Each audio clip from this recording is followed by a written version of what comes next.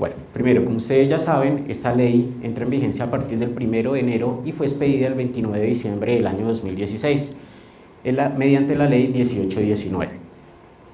Tiene una extensión aproximada de 230 páginas, tamaño carta, y modifica, adiciona o deroga más o menos cerca de 340 artículos del Estatuto Tributario. Esto, puesto en la cantidad de artículos del Estatuto, están derogando, modificando cerca de la tercera parte del Estatuto Tributario.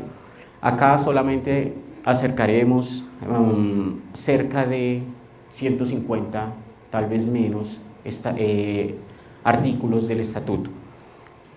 Bueno, esta reforma tributaria cambia en gran medida la tributación en Colombia.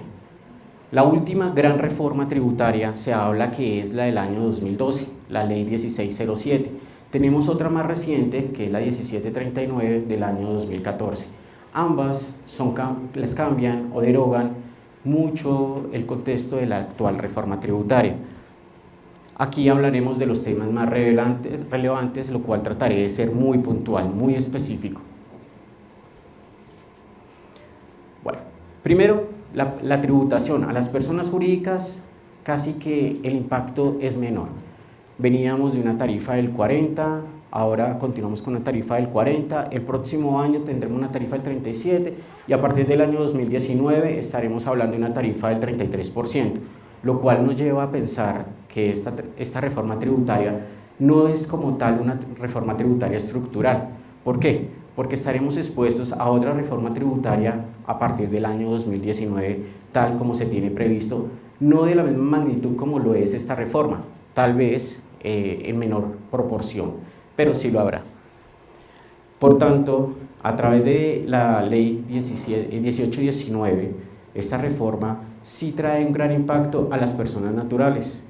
Todos nosotros nos vamos a ver afectados de nuestra carga impositiva a partir del año 2017.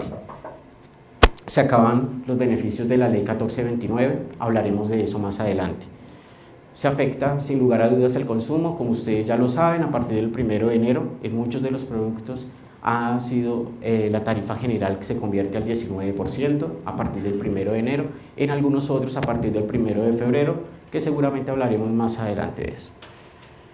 Con esta reforma tributaria atacan mucho la planeación tributaria, atacan mucho la elusión y por tanto también la evasión. Recordemos que la elusión en Colombia es permitida.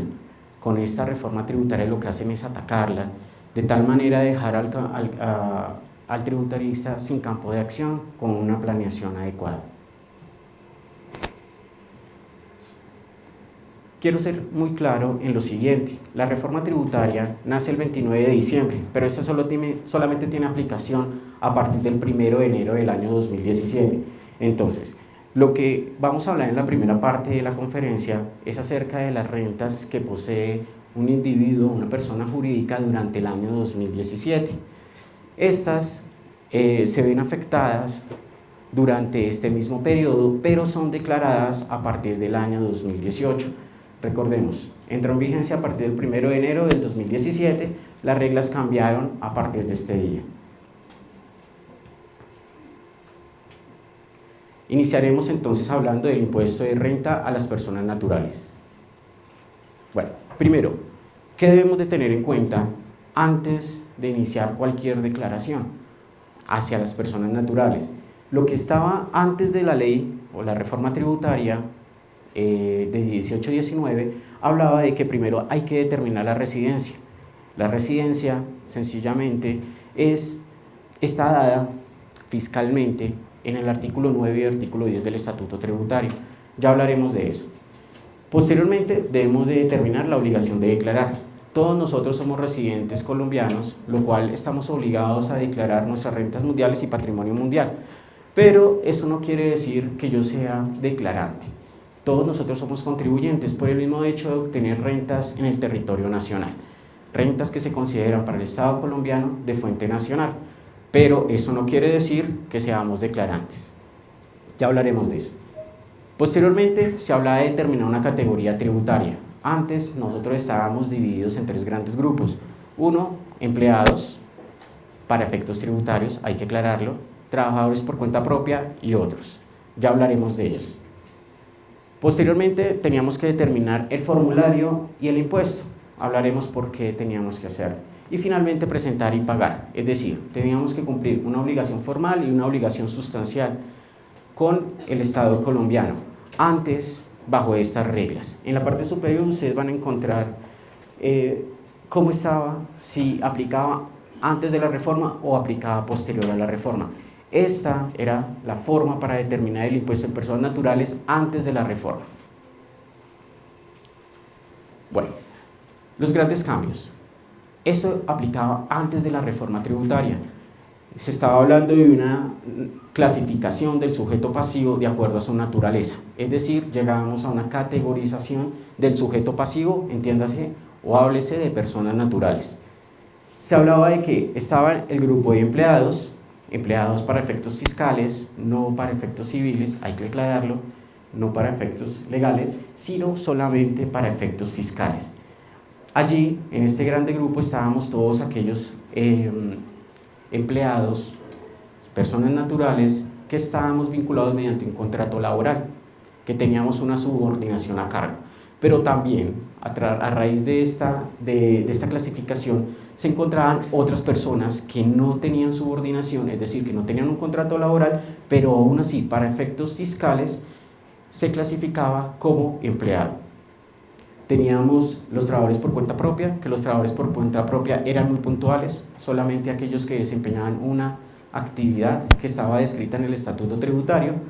Y finalmente los otros. Los otros sencillamente es aquellos que no se clasificaban en los dos primeros, se clasificaban en los últimos. Esto cambió, ya hablaremos de eso. Por tanto, sí, de acuerdo a mi categoría tributaria, yo pertenecía a empleados, yo tenía que determinar mi impuesto bajo 4 distintas maneras. La primera, bajo el sistema ordinario. Segundo, bajo el sistema presuntivo. Tercero, bajo el sistema IMAN. Y cuarto, bajo el sistema IMAS, cumpliendo algunas condiciones. Recordemos, esto aplica hasta el 31 de diciembre del 2016, pero la renta que vamos a presentar de personas naturales el próximo agosto, septiembre, octubre del año 2017 es bajo estas mismas normas, no con las normas de la reforma tributaria, que es la que hablaremos posteriormente. Entonces, si yo pertenecía al régimen de sistema, a la categoría de empleados y tenía que declarar bajo el sistema ordinario presuntivo, lo hacía en el formulario 110 o 210. Todo dependía si yo estaba obligado o no obligado a declarar, a llevar contabilidad. El IMAN pues, se manejaba en el formulario 210 y el IMAS se manejaba en el formulario 230 para los que pertenecían a la categoría de empleados. Existe entonces otro gran grupo que eran los trabajadores por cuenta propia. Estos determinan su impuesto de renta bajo 3 distintas formas. Estaba el ordinario, el presuntivo y el IMAS, pero el IMAS para trabajadores por cuenta propia. Era diferente su determinación. El ordinario y el presuntivo en el formulario 110, 210 y el trabajador por cuenta propia bajo el IMAS debía declarar bajo el formulario 230. Finalmente, la categoría de otros. Estaba el régimen ordinario y el régimen presuntivo. Si yo no pertenecía a empleado y no pertenecía a trabajar por cuenta propia, sencillamente debía declarar bajo la categoría de otros, que solo lo puedo hacer bajo 2 sistemas. Siendo así, entonces existe esta clasificación de sujetos pasivos antes de la reforma. Encontramos que un contribuyente colombiano, sea residente o no residente, que esto se daba bajo 3 distintas formas, que el artículo 10 lo describe, donde una de ellas es la permanencia en el territorio colombiano por más de 183 días. Si ustedes, como personas naturales, estaban o se encontraban por más de 183 días en el suelo colombiano, sencillamente se convertían en residentes. Al ser residentes, para efectos fiscales, tenían que declarar su patrimonio poseído a nivel mundial y haber declarado sus rentas a nivel mundial. Pero si ustedes no cumplían con esta condición, es decir, que estaban por menos de 183 días en el suelo colombiano, ustedes se convertían para efectos fiscales como no residentes. Por tanto, solamente deberían declarar sus rentas poseídas en el país y su patrimonio poseído dentro del país. Ahora bien, recuerda la categoría entonces, lo cual estábamos sujetos las personas naturales antes de la reforma. que era empleados, trabajadores por cuenta propia y otros. Esta clasificación solamente le pertenecían a los residentes. Quienes cumplían con las condiciones del artículo 10 se convertirían en residentes, por tanto, a ellos solamente le aplicaba la categoría. Si yo estaba frente a un colombiano no residente, sencillamente no tenía esta clasificación. Y posteriormente, una vez yo determinaba si era residente o no residente, tenía que determinar la obligación de declarar. Esa hablaremos posteriormente. Y finalmente, si estaba o no estaba obligado a declarar, era la clasificación anterior. Esto también sucedía con los extranjeros. No voy a profundizar acerca del tema. La única diferencia con un extranjero que era contribuyente en Colombia era cuando no es residente y solamente tiene que cumplir con el hecho de declarar sus rentas obtenidas en el territorio colombiano y su patrimonio poseído dentro del país. Si cumplía con el artículo 592, sencillamente no declaraba, así cumpliera los topes que posteriormente vamos a hablar. El artículo 592 básicamente nos decía que si un extranjero prestaba servicios dentro del país y se le aplicaba la tarifa de retención que le aplicaba, ellos se volvían no declarantes, aun cuando su tope de ingresos superaba el permitido en Colombia para convertirse en declarantes. Ahora, lo que es ahora, nada ha cambiado con respecto a la residencia. La residencia sigue siendo la misma. Determinar la obligación de declarar, sí tuvo unos cambios, pero unos cambios que no son de fondo. Finalmente, lo que sí cambia es que ya no nos van a clasificar como sujetos pasivos frente al impuesto de renta. Ya no tenemos la clasificación de empleados, trabajadores por cuenta propia y otros, sino existe una clasificación de acuerdo a las fuentes de ingreso. Ya hablaremos de eso. Y finalmente tendríamos que determinar y pagar el impuesto en ciertos formularios, que se simplificó. Entonces, ¿qué hizo Colombia con la reforma tributaria? Sencillamente está adoptando un sistema internacional llamado Baskets. Lo que busca esto es depositar, hagan cuenta, 5 canastas diferentes, donde de acuerdo a la obtención de ingresos, ustedes tenían que depositar ese dinero en las 5 canastas que tenían a su disposición. Se elimina la clasificación de personas, tenemos ahora una clasificación de acuerdo a la fuente de ingresos, es decir, que entramos a un sistema de determinación separado por cédula, lo hablaremos. Sencillamente se limitaron mucho los beneficios para una persona natural, lo hablaremos en la medida que vayamos avanzando con la explicación de cada cédula. Estas son las 5 cédulas. Se calculan primero de forma independiente. Son 5 grandes cédulas de las cuales explicaremos a continuación. Tendremos una primera, rentas de trabajo, tenemos una segunda, rentas de pensiones, una de dividendos y participaciones, rentas de capital y rentas no laborales. Estas rentas no laborales, sencillamente, si yo no pude clasificarlo dentro de las 4 anteriores, sencillamente queda clasificado bajo esta cédula.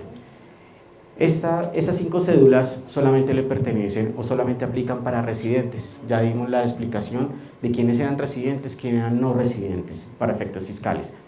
Todas estas 5 suman para efectos fiscales la renta líquida gravable. ¿Qué quiere decir? Que yo debo sumar todos los ingresos que obtuve por cada una de estas cédulas, le resto los costos, deducciones, rentas exentas, ingresos no constitutivos de renta ni ganancia ocasional de manera separada, y en el momento de determinar la renta líquida de forma separada por cada una de estas 5 cédulas, la deberé sumar para finalmente cumplir con la obligación sustancial del pago. Así entonces vemos 5 cédulas de forma independiente. Estas 5 cédulas tienen una clasificación o una determinación de manera separada. Es decir, que los ingresos que teníamos en rentas de trabajo solamente le podemos restar costos, deducciones, ingresos no constitutivos o rentas exentas que le pertenecen a estas cédulas, y de esta misma manera no podré restarlas en ninguna otra cédula a la cual yo obtuve ingresos. Se debe determinar de forma separada. ¿Qué hay que tener en cuenta? Es un primer punto de discusión en los primeros artículos de la reforma tributaria, que la reforma tributaria modifica el artículo 330 y habla de una determinación cedular. Inicialmente, lo que está en discusión es la primera parte, tal vez por mal redactado, donde se habla y se determina que los conceptos de ingresos no constitutivos de renta, costos, gastos, deducciones, renta exenta, beneficios tributarios y demás conceptos no podrán ser objeto de reconocimiento simultáneo.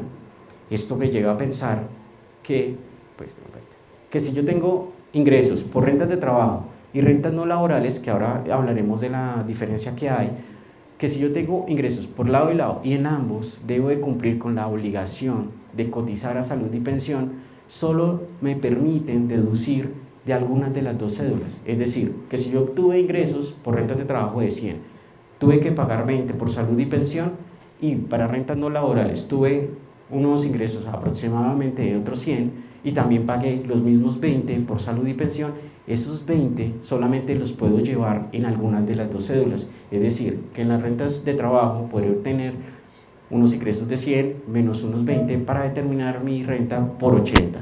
Pero si yo también obtuve ingresos de rentas no laborales, los conceptos los estoy repitiendo, aun cuando hacen parte de distinta base de ingreso.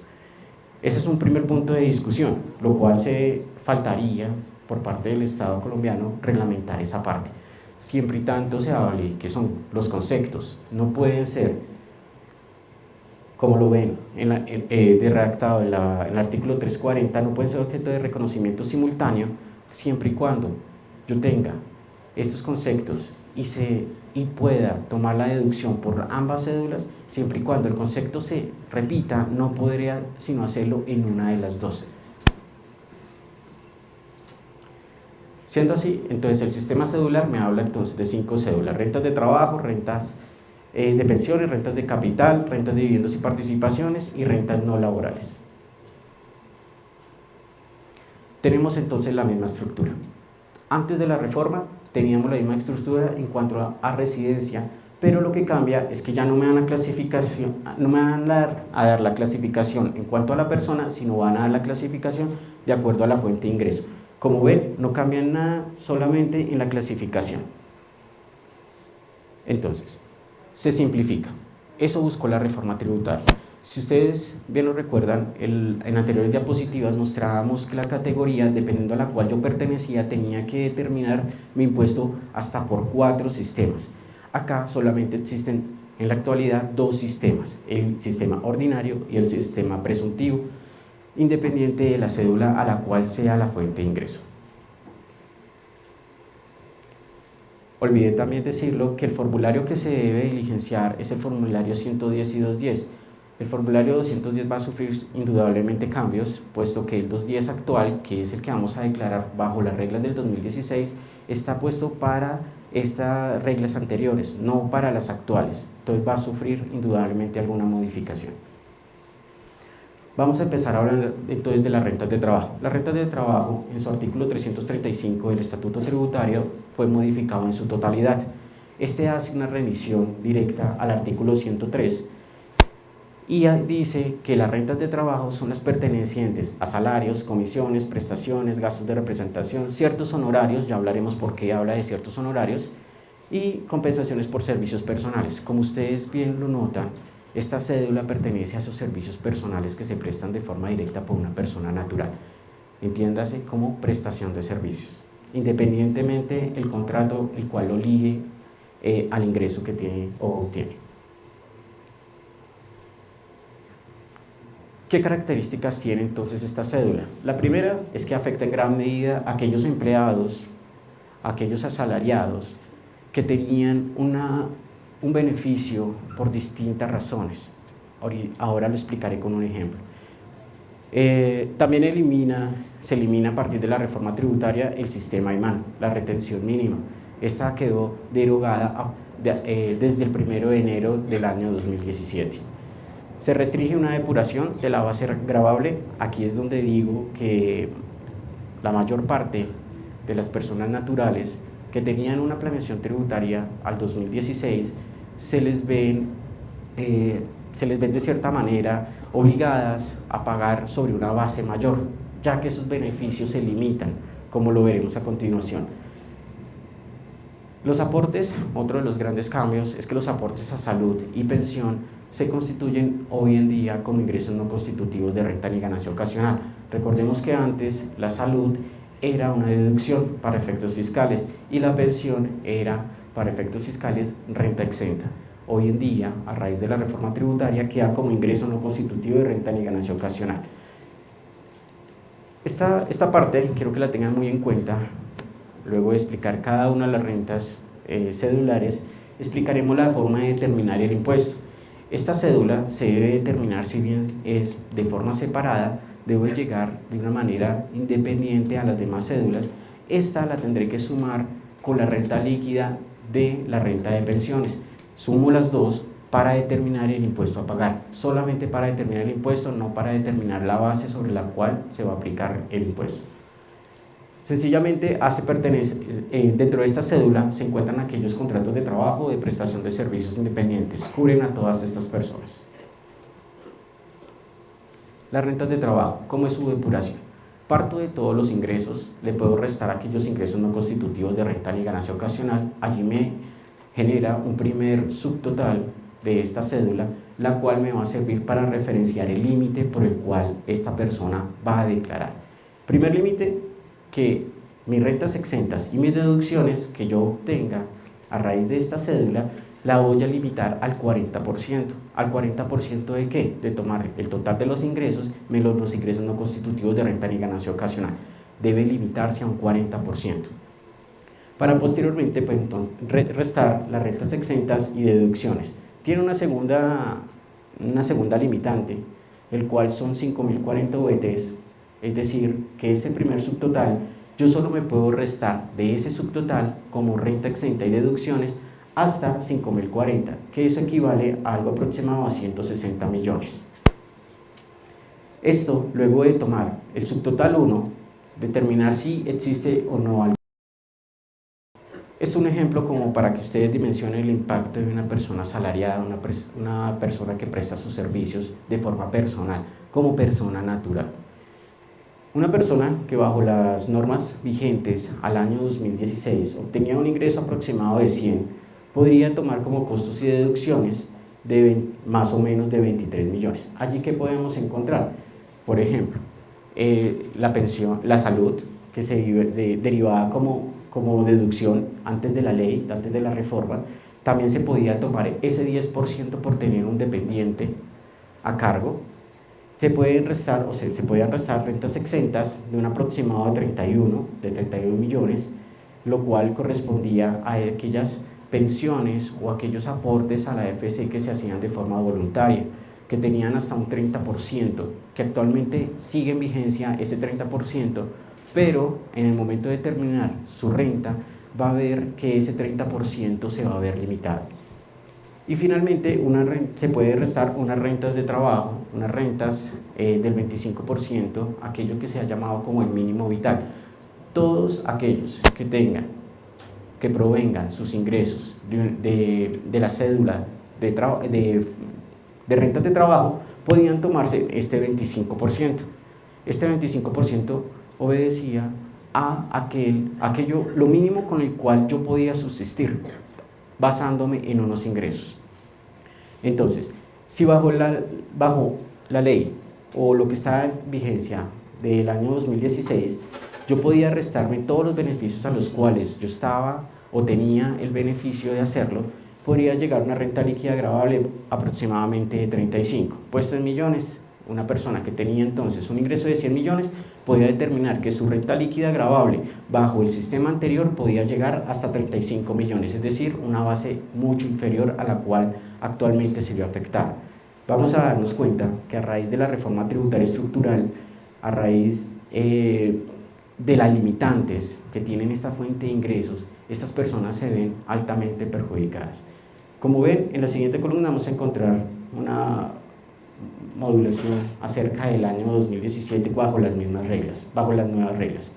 Una persona entonces que tenga un ingreso de 100 puede restarse de salud y pensión aproximadamente 8 millones. ¿Esto qué quiere decir? Que pensiones que estaban en rentas exentas, deducciones que estaba la salud, pasan a ser ingreso no constitutivo, un poco más arriba en el formulario. Esos 92 que ustedes ven en la diapositiva va a ser base para la limitante del 40% que le hablaba antes. Luego, en deducciones, una persona que tenía solamente dependientes podía restarse hasta el 10% del total de sus ingresos. Ustedes pueden ver que esos 100 se puede restar hasta 10, como por concepto de dependientes. Posteriormente se puede restar solamente con salud y aportes, pensión y aportes voluntarios, que actualmente es del 30%, antes de reforma también era del 30%, pero se ven sumamente limitados. ¿Por qué? Un simple cálculo. Yo no podía exceder el 40% de los ingresos netos, es decir, después de restar mi ingreso no constitutivo de renta ni ganancia ocasional, no me puedo restar por los demás conceptos más del 40%, lo cual, si no me puedo restar más del 40%, lo cual 25% obedecen a rentas laborales, renta exenta por ingresos laborales, me puedo llevar el 25%, otro 10% por rentas exentas, solo le resta el otro 5% a los demás beneficios. ¿Esto qué quiere decir? Que aun cuando yo haga aportes limitados al 30%, aportes al fondo de pensiones o a la AFC, que puedo llevar hasta el 30% de mis ingresos con beneficios fiscales, pues sencillamente en el momento de terminar mi impuesto lo vamos a limitar aproximadamente en un 5%. Ya no existe planeación a aquellas personas que dedicaban esos fondos, esos ingresos para pagar su vivienda, que lo pasaba por la AFC y posteriormente pagaba la cuota que le pertenecía al canon para el pago de su vivienda, lo cual también se podía llevar los intereses que pagaba con unas limitaciones, pues sencillamente esos otros beneficios tendrían solamente el 5% bajo las nuevas reglas. Esto, puesto en las mismas cifras, con las mismas limitantes, vamos a encontrar que bajo el 2017 mi renta líquida gravable va a ser en un 61% mayor a lo que era antes. ¿Esto qué quiere decir? Que se va a disparar el impuesto. Sencillamente, la renta líquida gravable es la base de impuesto. Es la base del impuesto a la cual yo voy a aplicar una tarifa progresiva que la miraremos más adelante. Antes de la reforma, bajo las mismas condiciones, estábamos pagando bajo un ingreso de 35 y posterior a la reforma con un ingreso de 56. Indudablemente el impuesto se ve afectado. Otra de las rentas cedulares pertenecen a las rentas de pensiones. Sencillamente, esta renta de pensiones no trae cambios. No se ven afectados aquellas personas que obtienen ingresos por concepto de pensiones. Sencillamente se mantiene la limitante de 1000 VTs, que sencillamente lo que quería decir es que si ustedes percibieron unas pensiones mensuales, de forma mensual, inferiores a 31 millones de forma aproximada, pues sencillamente no estaban obligados a pagar impuestos sobre estas rentas, lo cual lo que era antes y lo que es después de la reforma tributaria sigue igual. Como ya les había mencionado, esta renta se debe de mezclar con las rentas de trabajo. Ya miraremos para qué. Otra de la depuración de las rentas de pensiones. No cambia en nada. Le puedo restar los ingresos no constitutivos de renta ni ganancia ocasional y le puedo restar rentas exentas. ¿Hasta cuánto? Hasta 31 millones de forma mensual, lo cual es una base algo exagerada para un pensionado normal en Colombia. Rentas de capital. Las rentas de capital solamente provienen de algunas fuentes, de los intereses, rendimientos financieros, arrendamientos y regalías, y la explotación de propiedad intelectual. Estas rentas de capital sí se ven altamente sometidas a una tributación alta. ¿Por qué? Porque ellos tienen una limitación del 10% o hasta 1000 VTs. Por tanto, lo que ustedes perciban por rentas de capital le pueden restar los ingresos no constitutivos de renta ni ganancia ocasional. Esto nos da un subtotal del cual puedo restar solamente hasta el 10% como renta exenta o como deducciones, sin que exceda las 1000 VTs. ¿Eso qué quiere decir? Que una persona, independientemente de los ingresos que obtiene, solo puede restar hasta 31 millones de pesos. Imagínense una persona que perciba por concepto de arrendamientos un aproximado de 300 millones. Su limitante para deducciones solamente serían de 30 millones, es decir, el 10%. Si yo percibo ingresos por arrendamientos y requiero estar, no sé, mejorando las adecuaciones de las instalaciones, solo puedo destinar para efectos fiscales como deducción el 10%, aun cuando yo me gaste más y los tenga soportados. Si yo percibo una renta de 300, me puedo gastar 100 millones en mejoras de las locaciones, sencillamente se me ve limitado hasta el 10%, que serían 30. Las rentas no laborales. Rentas no laborales, sencillamente, las que no clasifiquen dentro de las demás cédulas entrarán dentro de esta cédula. No sé, recuerdan que cuando se definió las rentas de trabajo, se hablaba de que las rentas de trabajo estaban incluidos los honorarios, algunos honorarios. Dentro de las rentas no laborales también incluyen los honorarios, pero ¿cuáles se clasifican según su fuente de ingreso? Si la persona durante la prestación de su servicio requiere de un contrato de 2 o más personas, estas rentas no serán rentas de trabajo, sino rentas no laborales. Es decir, que cuando en nuestro ejercicio, cuando nos llegue una cuenta de cobro por concepto de servicios, por concepto de honorarios, sencillamente yo ya no tendré que preguntar a qué clasificación pertenecen, si es trabajo por cuenta propia, si es empleado, si es otros, sino haré sencillamente la pregunta si que para el ejercicio de esa realización de ese servicio requirió la utilización de 2 personas o más. ¿Por qué? Porque en el momento que ustedes reciban esa factura y deban de realizar el pago, deben de determinar a qué fuente, a qué cédula pertenecen. Si la persona certifica que en la realización de su servicio no utilizó la mano de obra de 2 o más personas o trabajadores, sencillamente ustedes lo deben de clasificar como rentas de trabajo, y al clasificarlos como rentas de trabajo, como lo vamos a ver más adelante, ustedes deberán depurar su base bajo el procedimiento 1 y 2 de que trata el artículo 383, es el mismo que a nosotros los asalariados nos aplican. Sí, pero sí, la persona lo que hace es certificar que utilizó 2 o más trabajadores para desempeñar esa labor, ustedes lo deberán clasificar como rentas no laborales y deberán aplicar las tarifas generales, la del 10%, el 11%, el 4%, el 6%, según corresponda. Por tanto, esta es una de las cédulas que se ven altamente afectadas. Sencillamente, ¿por qué? ¿Cuál fue el propósito de afectar a aquellas personas cuyo ingreso pertenecía a los no laborales? Sencillamente para incrementar la formalidad, la creación de empresa de estas personas que aún estaban informales, que no estaban obligadas a llevar contabilidad, pero se van a ver afectadas por el pago de sus impuestos. Las rentas no laborales. Partíamos entonces de todo el total de los ingresos, le pueden restar en todos los ingresos no constitutivos de renta ni ganancia ocasional, y tal cual como quedó replanteado, quedó formulado el artículo 341, su redacción quedó de forma equivocada. ¿Por qué? Porque el artículo 341 se habla de que toman sus ingresos, le puedo restar mis ingresos no constitutivos de renta ni ganancia ocasional y le puedo restar aquellos costos y gastos que eran procedentes y soportados. Ahí se determinaba entonces un primer subtotal que también se encontraba limitado a un 10%. ¿Qué quiere decir esto? Que las rentas exentas y deducciones solamente podían restarse hasta el 10% del subtotal número 1.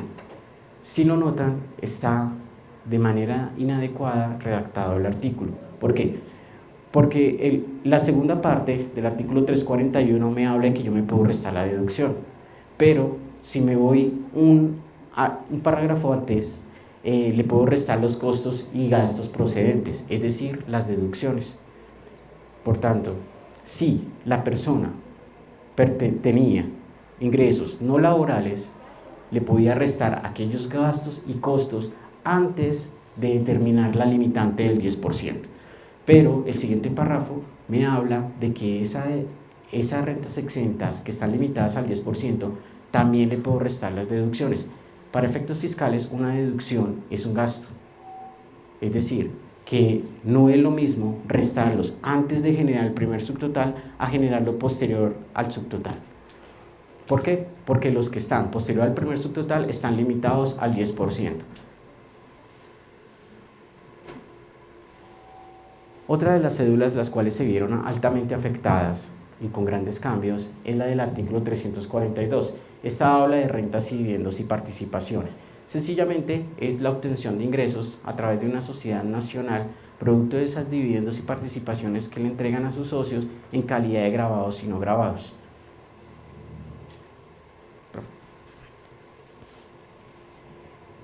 Aquí se hablaría entonces de una doble tributación. Ya hablaremos en el siguiente slide.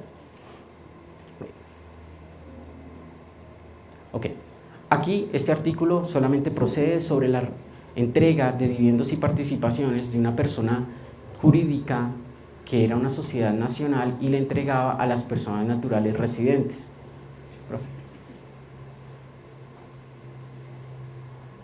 Ahora, hoy en día, ¿cómo se determina la parte grabada y no grabada de aquellos ingresos que le entregaban en cabeza a los accionistas una entidad nacional? Cuando una entidad nacional entrega en cabeza de los socios aquellas utilidades originadas en periodos anteriores, tiene que ahora hacer una segunda clasificación, una que se la va a entregar en calidad de grabado y otra en calidad de no grabado. Ahora, aquellos ingresos que entregaban en calidad de no grabado eran aquellas rentas por las cuales la sociedad tributaba en cabeza propia. Es decir, la sociedad ya ha pagado impuestos sobre las utilidades que le va a entregar al socio accionista. Ahora, con la reforma tienen que separar aquellos ingresos que le entregan como no grabado y como grabado. Los no grabados sencillamente es porque la sociedad ya ha pagado impuesto sobre estas utilidades que está entregando al accionista. La parte grabada se determina cuando la sociedad está repartiendo por encima al valor que ha declarado. Son casos muy excepcionales, pero sucede. Entonces, cuando esta entidad nacional le entrega a sus socios accionistas una parte grabada y no grabada, la parte no grabada es la que se ve afectada con una doble tributación. ¿Por qué? Porque la sociedad ya ha pagado impuestos sobre estos ingresos y se obliga a que en el momento del pago detraigan o retengan a título de impuesto el 5% adicional.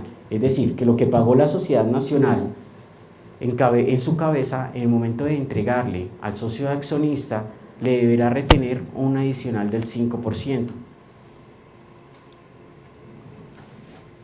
Ahora, cuando una entidad extranjera le entrega a una persona natural residente, está sometida a un impuesto del 35%, no voy a profundizar mucho del tema.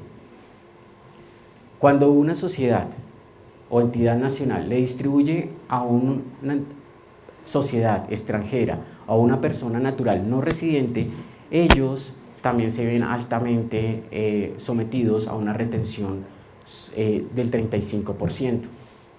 Como lo vemos, es sumamente alta.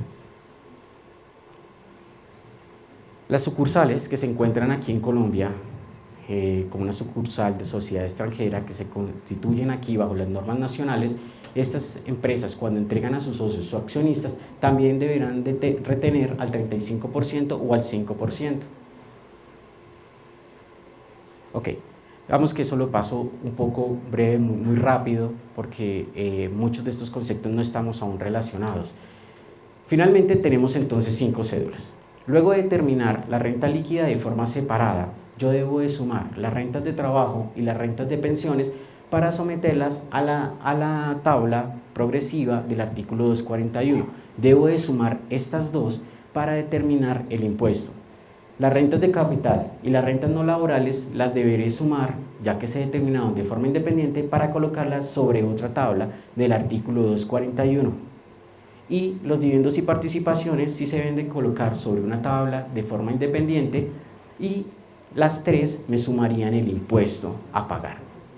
Ahora, antes de la reforma tributaria, la clasificación que no se hacía por la fuente, sino por la clasificación del sujeto pasivo, solo se podía determinar su impuesto sobre la primera tabla.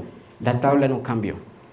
La tabla de progresividad del artículo 241, esta no cambia.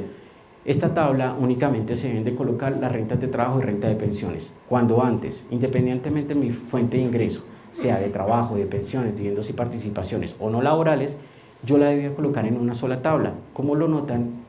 Si el rango de la renta líquida gravable, después de depurar la base, que era tomando los ingresos totales, restándole los ingresos no constitutivos, restándole los costos y restándole las rentas exentas, lo llevaba a la tabla del artículo 241, que me decía que si estaba esa renta, esa base gravable estaba de 0 a 1090 VTs, es decir, más o aproximadamente de una base de 34 millones, pues no pagaba impuesto, es decir, una tarifa del cero.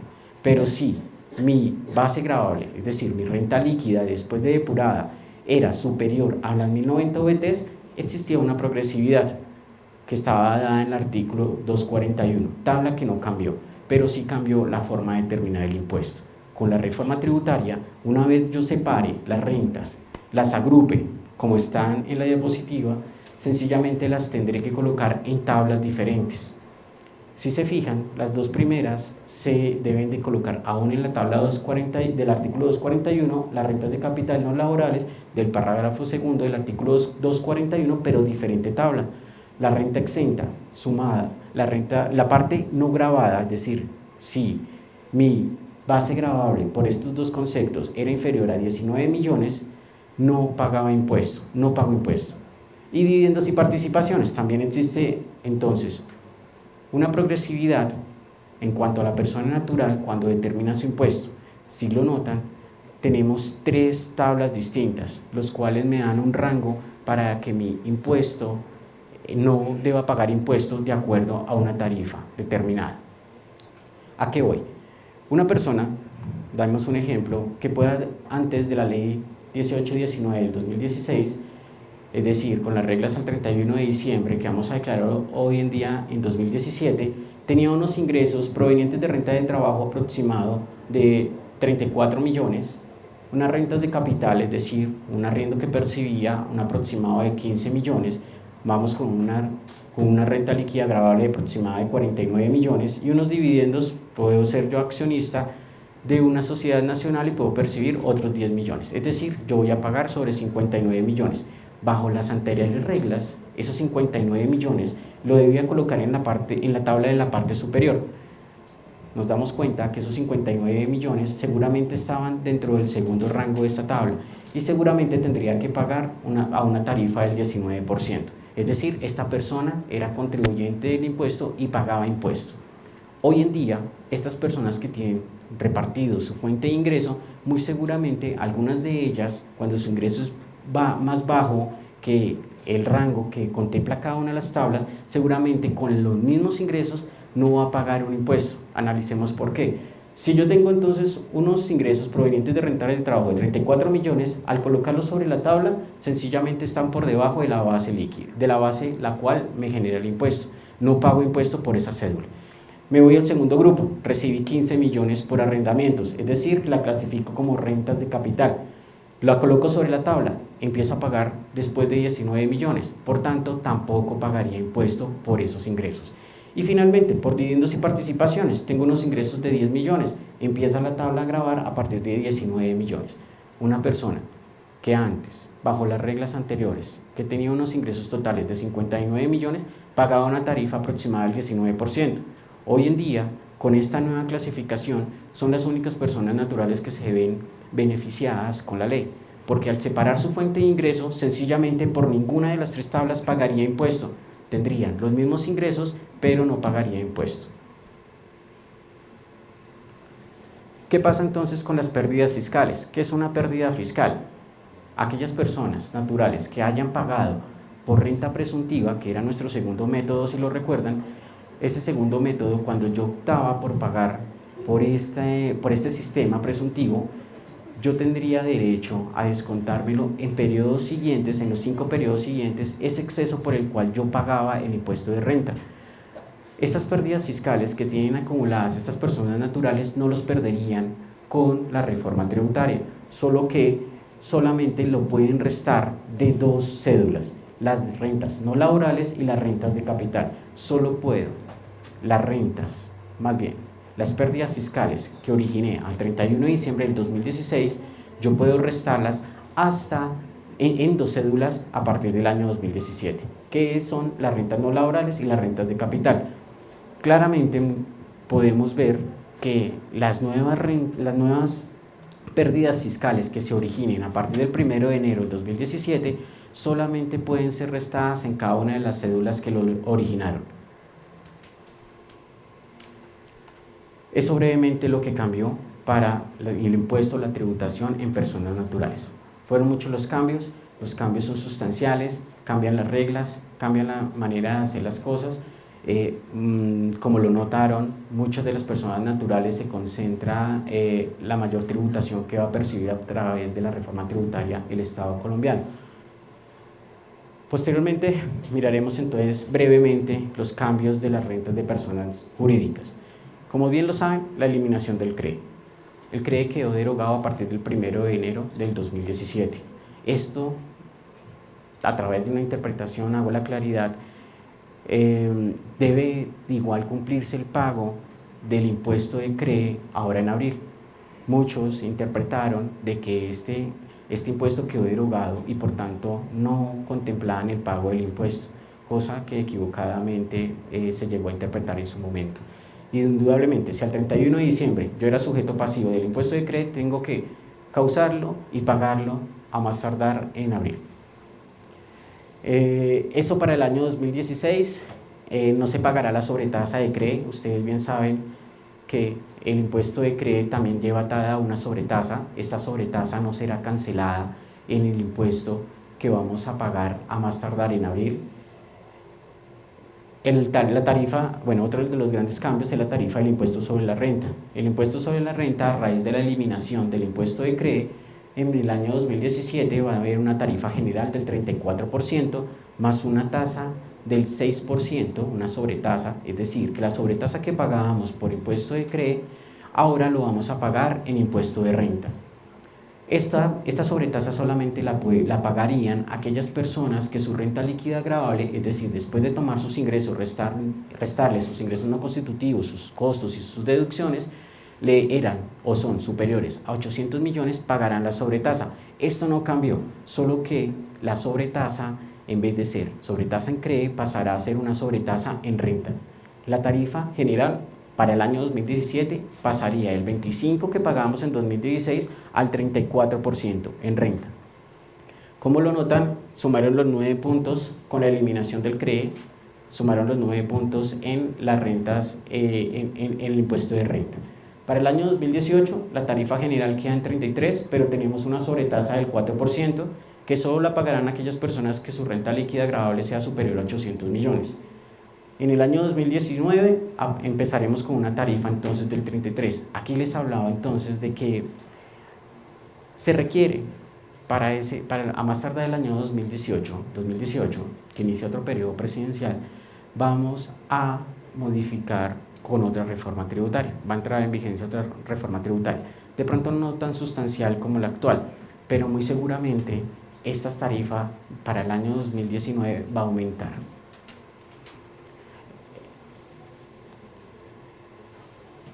Para los pertenecientes al impuesto, a quienes están ubicados en zonas francas. Estas personas antes pagaban a una tarifa del 15%, hoy en día pagarán a partir del 1 de enero a una tarifa del 20%.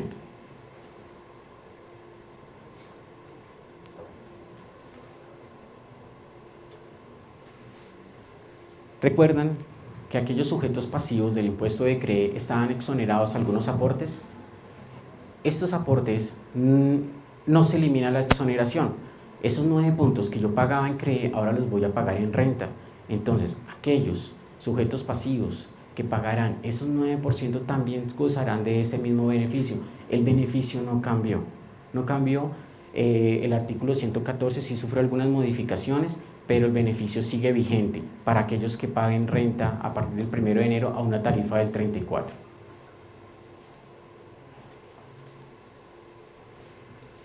¿Qué pasa con los beneficiarios de la ley 1429? Los que se acogieron antes del 31 de diciembre de entrada en vigencia de la norma de la reforma tributaria siguen actualmente gozando de este beneficio, pero aquellas empresas nuevas que se acojan a esta ley ya quedó derogada, ya no tendrán ese beneficio, esa progresividad en el pago de sus impuestos. Recordemos de que se basaba sencillamente de los 25 puntos que yo pagaba en renta, el primer año y el segundo año no pagaba absolutamente nada. No me exoneraba de presentar la declaración. Yo presentaba la declaración, lo que no hacía era el cumplimiento de la obligación sustancial, es decir, el pago por los 2 primeros años. Por el tercer año pagaba solo el 25%, el cuarto año pagaba el 50%, el quinto año el 75% y en adelante el sexto año pagaría el 100% del impuesto. Esto, con la derogatoria de la ley 1429, no afectó a las personas que tenían este beneficio, que gozaban antes de entrar en vigencia de la norma. Estas solamente ya no aplica para las nuevas personas jurídicas que se conformen como nuevas, que se constituyan como nuevas. Esta reforma les aplica, por tanto, para ellos no gozan de ese beneficio. Pero ¿qué pasa? Al eliminar el CRE, que las personas que eran beneficiadas de la ley 1429 no pagaban el impuesto de renta, pero sí pagaban CRE, ese CRE de 9 puntos lo pagarán ahora en renta, bajo la nueva fórmula. No quita del todo la progresividad del artículo 1430. Por los primeros 2 años no paga impuesto sobre la tarifa general, restándole los 9 puntos de CRE, de renta, pero sí pagará 9 puntos fijos, donde ante los 2 primeros, que era el equivalente al impuesto de CRE. Igual, sigue la misma progresividad, pero se pagará los 9 puntos del CRE por los 2 primeros años que reemplazaron el CRE. Por el tercer año pagarán esos 9 puntos, pero sumado un 25% de los 25 de la tarifa del 25%. Y así progresivamente, no cambió en nada para aquellas personas que ya gozaban del beneficio. ¿Qué si nos vemos ahora expuestos? Con la derogatoria del artículo 4 de la ley 1429, que pertenecía a la retención que se le practicaba a estas personas que gozaban del beneficio, esta retención ya se les debe aplicar a partir del 1 de enero, aun cuando esas personas gocen de ese beneficio. ¿Cuántos de nosotros nos hemos estado causando por estos meses, por estos días, facturas a aquellas personas que gozan de la ley 1429 y no le estamos practicando retención? Estamos en la obligación a partir del 1 de enero, aun cuando esta persona tenga la progresividad de la ley 1429, se le deberá practicar retención.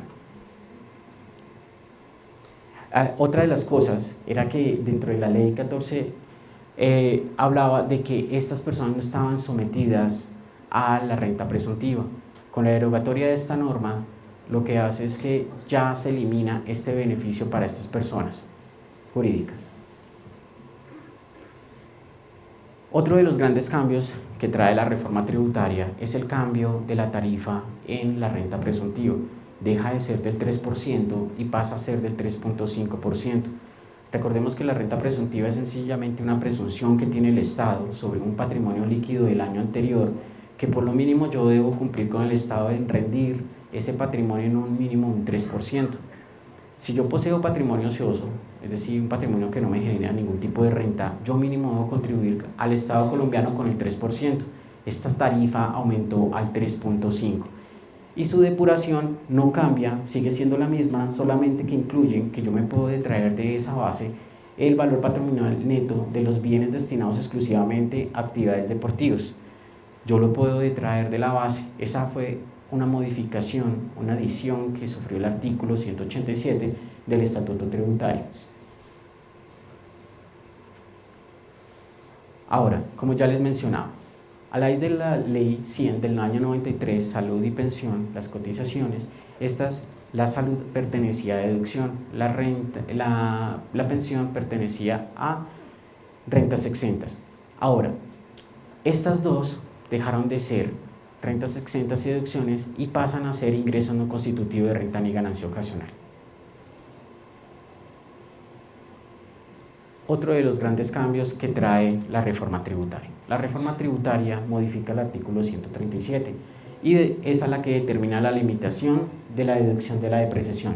Si recordamos, la anterior limitación que existía era bajo línea recta, donde teníamos una vida útil no mayor a 20 años para edificios, maquinaria y equipo de 10 años, equipo de cómputo 3 años o 5 años, muebles en serie 5 años. Esto no podía, estas nuevas tarifas fueron modificadas, ya no me puedo llevar en 20 años la depreciación de un edificio, de una edificación.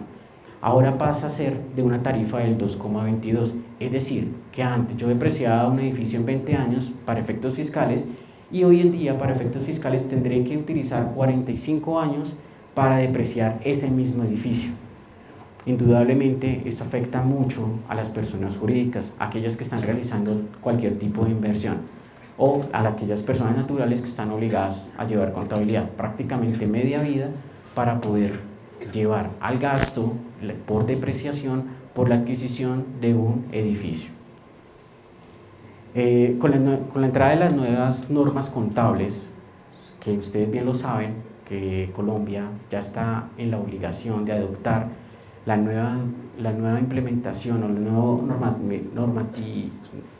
nueva normatividad contable, muy seguramente los criterios que tiene cada empresa para definir la depreciación de sus activos será mucho inferior a lo fiscal. Por tanto, se ven altamente afectadas estas empresas.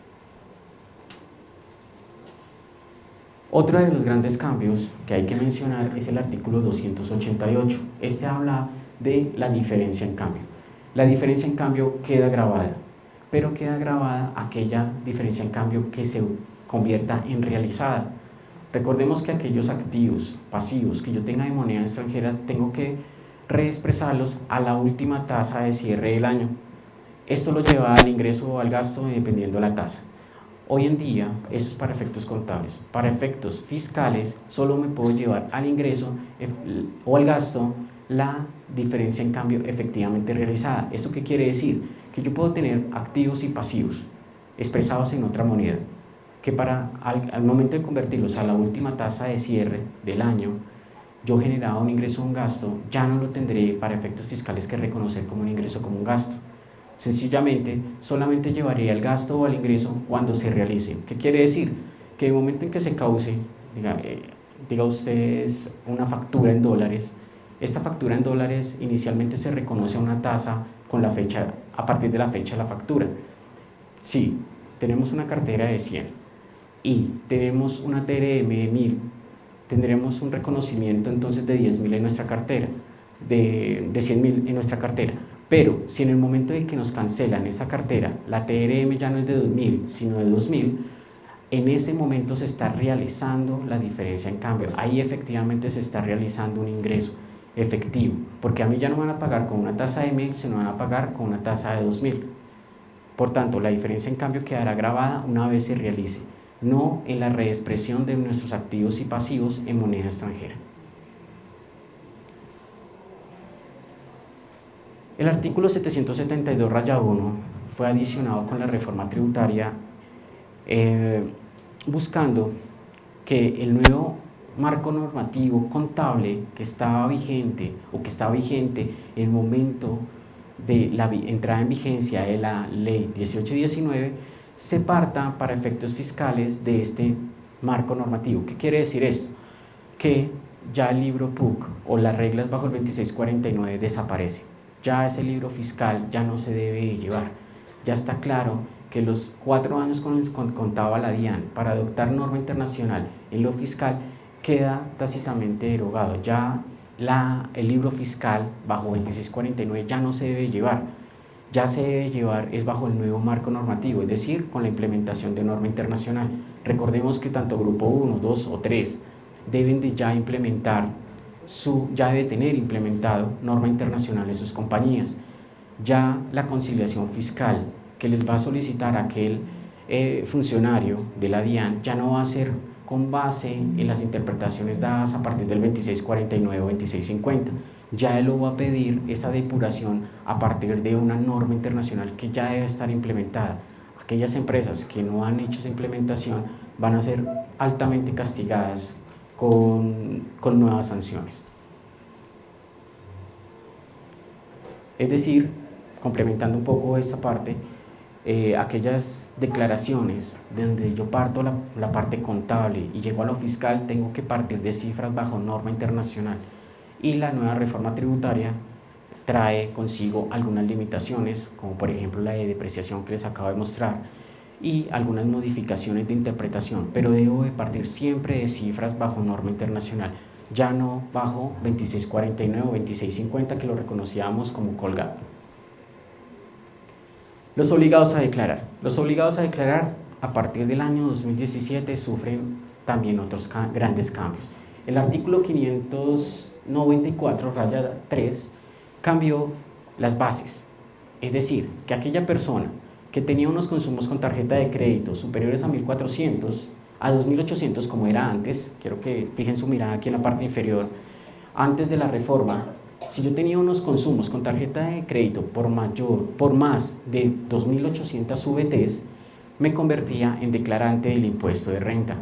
Si yo tenía unos consumos superiores a 2.800 VTs, me convertía en declarante. Y si yo tenía unas consignaciones bancarias superiores a 4.500, me convertía en declarante. Estas bases ya bajaron y bajaron de forma sustancial. Ya estas tres bases ya no son 2.800 ni 4.500 para el caso de las consignaciones, todas las tres pasaron a ser 1.400 VTs. Es decir, que si yo tengo algo aproximado a 34 millones como ingreso, lo cual era declarante, y estas mismas bases obedecen a las compras con tarjeta de crédito, consignaciones o consumos, esos 34 millones, si yo tenía unos consumos superiores a estas 1.400 VTs, me convierto entonces hoy en día en declarante. Lo que antes no me convertía en declarante porque la base era el doble de lo que es actualmente, pues con el nuevo cambio, la ley 18 y 19, vamos a más de uno entraría a ser declarante. Ya las bases han bajado a la mitad. ¿Qué bases se conservan? Si yo tengo un patrimonio de 4.500 VTs, es decir, algo aproximado de 130 millones, si mi patrimonio es inferior a esos 130 millones, sencillamente yo no era declarante del impuesto. Pero si yo tenía un patrimonio superior a esos 130 millones, me convertía en declarante del impuesto. Esta base no cambió, esta base se mantiene. Ahora, los ingresos tampoco sufren ningún cambio. Si yo tuve menos de 1.400 VTs, no me convierto en declarante, pero si tengo más de 1.400 VTs, que es algo aproximado a 34 millones, me convierto en declarante. Una persona que cumplía entonces con todos estos requisitos, el cumplimiento o el lleno total de todos estos requisitos, no era declarante por el año gravable anterior, pero con el cumplimiento de alguno de ellos, es decir, que si supero alguno de esos límites, me convierto entonces en declarante. Una cosa es ser declarante y otra cosa es pagar el impuesto. Yo podría ser un contribuyente, pero no pago impuestos porque mi base no da para el pago de los impuestos. También la ley 18 y 19 trae un régimen de transición. Este régimen de transición habla de que aquellos saldos a favor que se habían causado al 31 de diciembre del año 2016, ya sea por renta o sea por CRE, yo los puedo imputar al impuesto de renta en años siguientes. Si yo tenía esos saldos a favor en mis declaraciones de renta y de CRE, los podía consolidar y los puedo restar a partir del 1 de enero del 2017, que presentó la declaración en 2018, lo podía restar en la declaración de renta sin tener en cuenta cuál fue su procedencia, si fue en el impuesto de CRE, que estaba en vigencia hasta el 31 de enero del 2016, o el de renta bajo las reglas anteriores. Esto lo voy a pasar muy por encima. Las pérdidas fiscales y los créditos fiscales provenientes de exceso de rentas presuntivas que tenía un contribuyente al 31 de diciembre del 2016, sencillamente para poderlo tomar en periodos siguientes, lo que hace es aplicar esta fórmula. Aparentemente se ve algo complicado de entender, pero es algo muy sencillo. Sencillamente, lo que yo tenía como créditos fiscales en el impuesto de CRE y en el impuesto de renta, esta fórmula me ayuda a reexpresar ese valor para poderlo restar en el impuesto de renta con las nuevas tarifas. Entonces, lo que yo tenía como créditos fiscales al 31 de diciembre del 2016 no los voy a perder, ni me van a quitar el beneficio, ni me van a dar un beneficio adicional. Sencillamente, esta fórmula lo que hace es convertir esos créditos fiscales que tenía en su momento y los convertiré a los nuevos, al nuevo impuesto, y el beneficio seguirá siendo intacto. Ya les hablaba entonces del exceso de renta presuntiva, tiene una fórmula de forma separada. Cambios en retención en la fuente. Los cambios en retención en la fuente fueron en cuanto a la tarifa, a la tabla donde el cual yo llevaba esa renta líquida gravable ya depuraba, es decir, que cuando para asalariados, por ejemplo, para asalariados, yo una vez determinaba el ingreso, es decir, el salario que percibía el trabajador, y le restaba una serie de deducciones, una serie de rentas exentas, yo lo colocaba sobre la tabla del artículo 383. Esto se llama el procedimiento 1. Lo llevaba entonces a esta tabla y dependiendo del rango de ingreso de la renta líquida después de restadas sus deducciones correspondientes, lo llevo sobre esta tabla e imputado la retención que me he practicado. Esta tabla no cambió, la tabla sigue siendo la misma, pero recuerden, tenemos una limitación de un 40%. Ya, procedimiento 1, procedimiento 2 se ven limitados al 40%. Sus rentas exentas y deducciones, de las cuales ya hemos hablado. Esta tabla, antes, nosotros se la practicábamos a todo aquel que clasificaba dentro de la categoría de empleados. Yo podía no tener un contrato laboral con una compañía, pero le prestaba unos servicios y entraba dentro de la categoría de empleados. A mí me aplicaban como contratista la tabla de asalariados. Hoy en día, esta tabla le aplica a todas aquellas personas que le presten servicios personales a la compañía. Es decir, aquellos que independiente su contrato, si es laboral o si es por prestación de servicios, se le debe aplicar la tabla del artículo 383. Antes, nosotros teníamos la obligación de pedirle una serie de requisitos para determinar la base sobre la cual yo practicaba la retención. ¿Cuáles son? Salud, la cotización a salud y la cotización a pensión. Aquí la responsabilidad no se sabía de quién era, si era la de la persona que prestaba sus servicios y entregaba su cotización, o era de la persona que se beneficiaba de esos servicios y tenía que solicitar la respectiva cotización para detraerla de la base de retención. Hoy en día dejan claro que esa responsabilidad se la dejan a la persona con la cual uno realiza la contratación.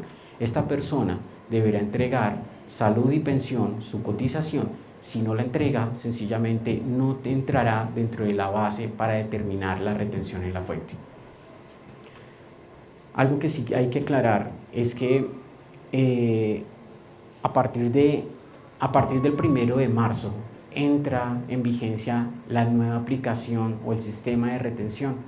Ya hablaremos en la siguiente diapositiva, pero este nuevo sistema que modifica la ley 1819 entra en vigencia a partir del 1 de marzo. A comienzos de mes, a comienzos de año, muy seguramente ustedes habrán escuchado que existía como esa diferencia o esa diferencia de criterio, que si yo le aplicaba retención bajo el sistema anterior, es decir, incluyendo el IMAN, porque cuando yo cada vez que realizaba un pago por la prestación de unos servicios, le tenía que aplicar la del artículo 383, que era el asalariado, pero tenía que compararlo con la del artículo 384, que era una retención mínima, llamado IMAN. Esa retención, existía la diferencia de criterio si aplicaba durante enero y febrero, aun cuando este artículo había sido derogado. Ya queda claro que durante enero y febrero no se aplica entonces la tarifa mínima de retención, es decir, el IMAN. Aquellas personas que practicaron bajo este sistema, a petición de la persona beneficiaria del pago, podrán devolver estas sumas. Pero aquellas personas que sencillamente su criterio fue no aplicar retención mínima sobre estos pagos, sencillamente está de acuerdo a la nueva interpretación de la administración.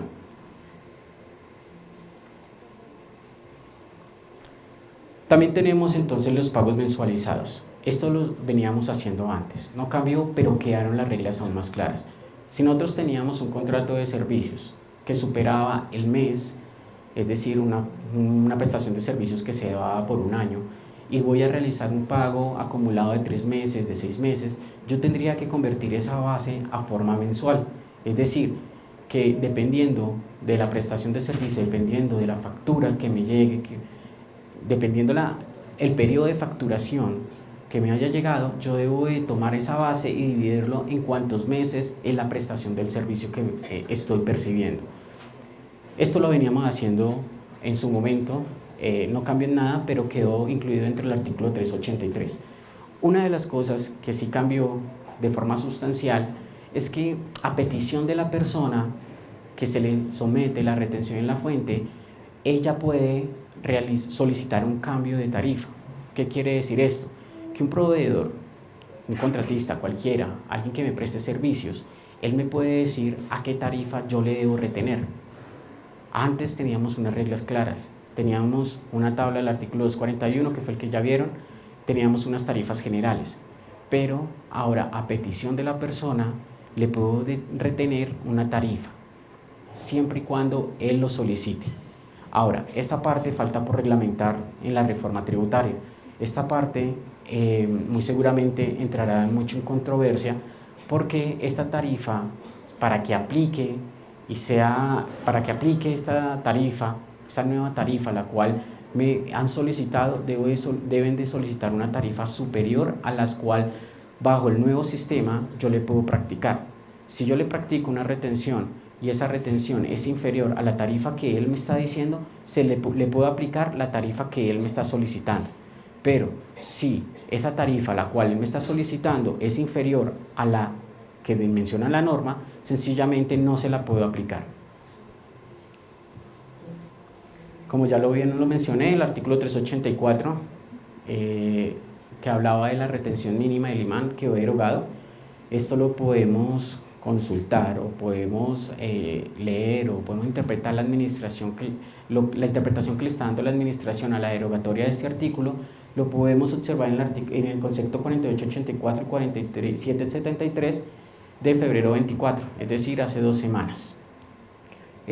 Hace 2 semanas la administración, algo tarde por cierto, dio su interpretación de que el imán quedaba tácitamente derogado a partir de enero, es decir, que esa retención no procede a partir de esa fecha, enero y febrero, se le podía aplicar entonces las tarifas generales, que eran las únicas que estaban vigentes. Ahora, la nueva retención. La nueva retención es la misma que se hace bajo la misma base que se realiza el cálculo del impuesto para las cédulas de trabajo. Se toma el total del ingreso, el total del pago o abono en cuenta que van a realizar. Le restan los ingresos no constitutivos, que recordemos, aquí quedó salud y pensión. Posteriormente, eso me da una base, un subtotal, el cual las rentas exentas y las deducciones van a estar limitados a un 40% sobre este subtotal. Es decir, que si a mí se certificaban que tenían dependientes, que pagaban medicina prepagada y otros beneficios, pues yo lo podía detraer, pero con la nueva reforma eso no puede exceder el 40%. Háblese de empleados o trabajadores independientes. Posteriormente de restar esas rentas exentas de que trata el artículo 206 y esas deducciones de que trata el artículo 387, después de restarlo, que no puede ser superior al 40%, esa base es la que yo coloco sobre la tabla, la cual ya les hablé.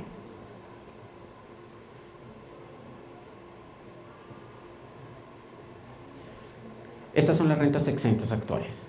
La indemnización por accidentes de trabajo, indemnización por protección a la maternidad, los ingresos recibidos por gastos de entierro del trabajador, el auxilio de cesantías y sus intereses, las pensiones de jubilación, invalidez, vejez y de sobrevivientes, el exceso del salario básico percibido por oficiales o suboficiales de las fuerzas militares y el 25% que tenemos derecho todos los trabajadores. No cambiaron, las rentas exentas siguen siendo las mismas, solamente que fueron limitadas. Las deducciones, los intereses por el pago de adquisición de vivienda dependiente, los pagos efectuados por contratos de prestación de servicios de empresa de medicina prepagada, los pagos efectuados a salud. El artículo 388 da una claridad acerca de ese 25%. Ese 25% como renta exenta se lo puede tomar toda persona que preste servicios, es decir, aquellos prestadores de servicios o prestadores de honorarios también se le pueden detraer de su base del impuesto y de su base de retención ese 25%.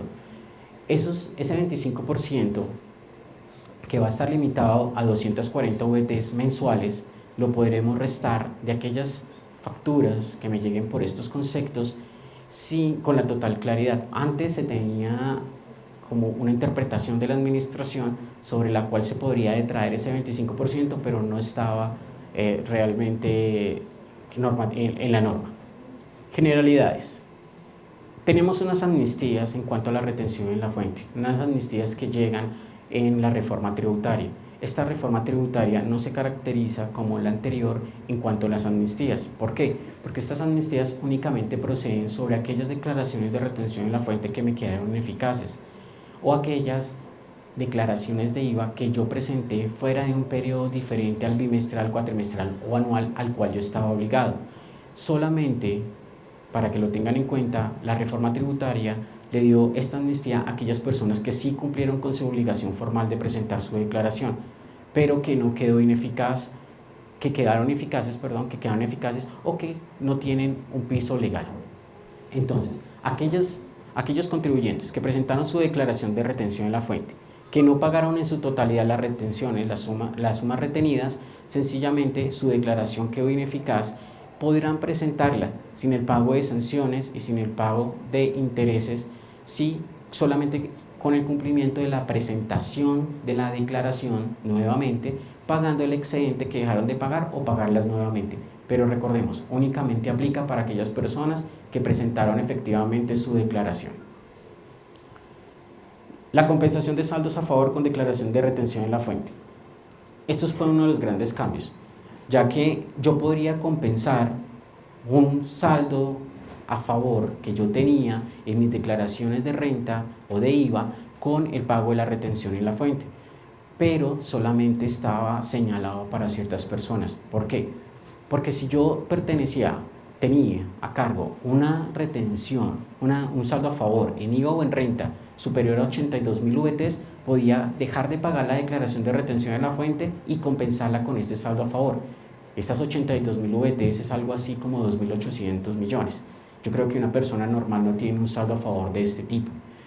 Este artículo fue modificado y le permite a cualquier persona tener un saldo a favor, ya sea en renta o en IVA, que supere el doble de la deuda que va a pagar por retenciones y dejar de pagar retenciones y poderlo compensar con este saldo a favor, siempre y cuando supere el doble de la deuda.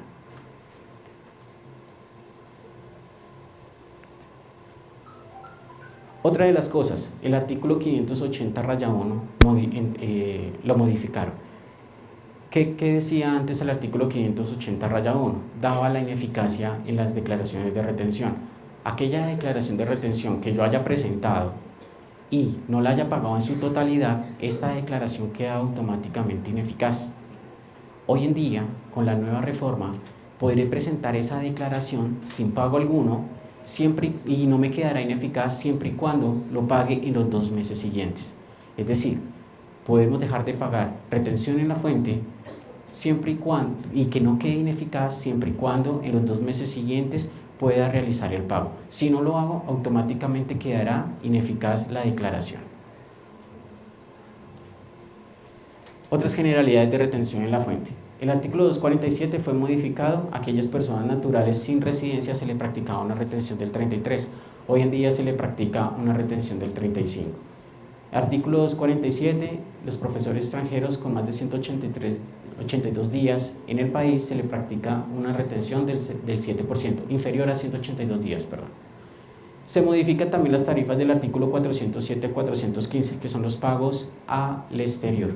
Antes se le practicaba una retención del 10%, hoy en día se le practicaba una retención del 15%. Otra de las cosas que trae la reforma tributaria da viabilidad a que sea modificada la tabla de retenciones. Entonces en cualquier momento podemos estar expuestos a un cambio de tarifas sin que salga una norma. Abre la posibilidad de que se modifique en cualquier momento. Bueno, esto ya lo hablamos, era acerca de la ley 1430, la derogatoria del artículo 4. Aquellas personas que gozan del beneficio seguirán gozando en cuanto al beneficio del impuesto de renta, pero le debemos de practicar la retención en la fuente respectiva a esas que se beneficiaron a través de esta norma 1430 de la progresividad del impuesto, y entra en vigencia a partir del 1 de marzo del 2017. Eso ya es claro. Otra de las cosas en cuanto al sistema de retención. Nace un sistema de autorretención en renta. Antes era el mismo sistema, pero se hacía para CRE, era la autorretención de CRE. Este sistema, al quedar eliminado el impuesto, queda eliminado tácitamente el sistema de retención. Por tanto, a partir de esta norma se crea una nueva autorretención, pero sobre el impuesto sobre la renta. Que entra en vigencia a partir del 1 de enero del 2017 y tendrá las mismas características de la autorretención del impuesto, de la autorretención del CRE. Tiene las mismas características, solo que aquellas personas que, de acuerdo a sus ingresos del año anterior, podían declarar su retención, autorretención a título de CRE de forma cuatrimestral y otros de forma mensual, pues ya esa periodicidad desaparece. Ahora, la nueva autorretención en renta se debe realizar de forma mensual. Ya la periodicidad cuatrimestral queda eliminada. Ya no puedo generar una autorretención de forma cuatrimestral. Bueno, de la anterior diapositiva, ¿en qué formulario se hace? En el mismo formulario 350. ¿Sí? Casi al final del formulario encuentran las autorretenciones. Esto se declarará y se pagará en el formulario de otros, en el concepto de otros. Se modifica el hecho generador. El hecho generador del impuesto sobre las ventas se modifica. Siguen existiendo 4 hechos generadores del impuesto. Unos se modifican, otros se adicionan. El primero era la venta de bienes corporales muebles. Ahora quedan grabados también los inmuebles, es decir, la venta de casas. La vivienda de habitación queda grabada, pero solamente algunas. Ya les digo cuál. El literal B se incluye la venta o cesiones de derechos de activos intangibles. Es un nuevo hecho generador del impuesto. El literal C se modifica la prestación de servicios en el territorio nacional o desde el exterior. Ya tendremos IVA, o ya es claro que generará IVA aquellos servicios que nos prestan desde el exterior, pero que nosotros somos los beneficiarios aquí en Colombia. Para efectos de IVA quedarán grabados esos servicios que me prestan desde afuera, pero yo estando aquí en Colombia me veo beneficiado de ellos. Este nuevo impuesto se trata, o básicamente se debe realizar por el pagador, la entidad nacional. En el momento de pagar la factura, deberá realizar el juego del IVA, como lo hacíamos para régimen simplificado. El régimen simplificado, esa retención del IVA, que era del 15%, ese juego del IVA quedó eliminado, pero solamente para esos casos. Cuando yo hago al exterior un pago, yo debo causar el IVA y asimismo retenerlo a un 100%. El literal E se modifica. Ya dice que la circulación, venta o operación de juegos de suerte de azar quedará grabada, pero dice que excepto los juegos de suerte de azar operados exclusivamente por internet, esos quedan excluidos del impuesto. Esa fue una nueva adición a ese literal. Ahora, lo que ya le comentaba, aquellos servicios prestados o licencias prestadas fuera del territorio nacional quedarán grabadas siempre y cuando el beneficiario sea nacional.